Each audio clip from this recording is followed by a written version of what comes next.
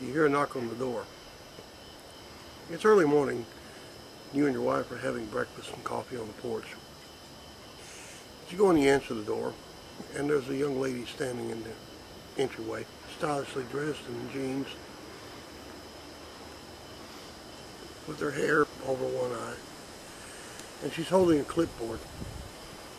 You think perhaps she's soliciting for college tuition. Maybe she's a student trying to sell magazines or raise money so she can continue in school, or maybe even a church member trying to hand out pamphlets and get you to come to her church.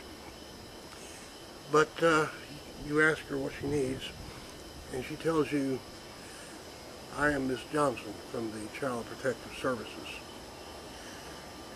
It confuses you because you don't know why she's there. Well, why she's there is the night before you'd had a Super Bowl party. And during that Super Bowl party, the ladies had gone in to clean the kitchen up, and you and your friends had spilled out on the porch. And you'd had a few beers, a few cigars, and you were talking about the game.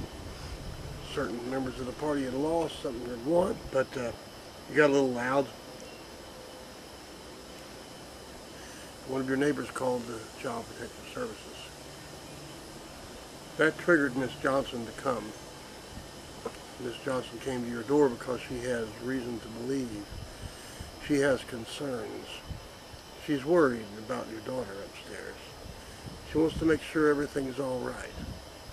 Well, the main thing that Miss Johnson has is a quota. She has to get your daughter into foster care. That way she gets brownie points. She gets to clear a slate. She gets money from the government for achieving this end. And there are eager foster parents trained and waiting for your daughter right now. Miss Johnson is ready to deliver. She'll get a bonus for doing this. You'll let her in. You think everything's okay.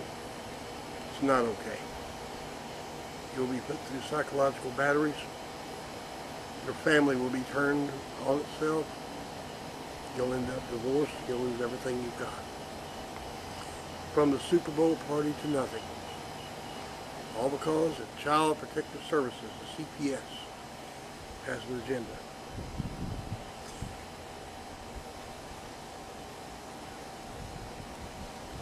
In a primitive society such as Afghanistan or Iraq, Miss Johnson would be taken to the town square. She would be quickly stoned to death. In our society, we lock the door and we hope that Miss Johnson never knocks. Fight the CPS, folks. The child you save may be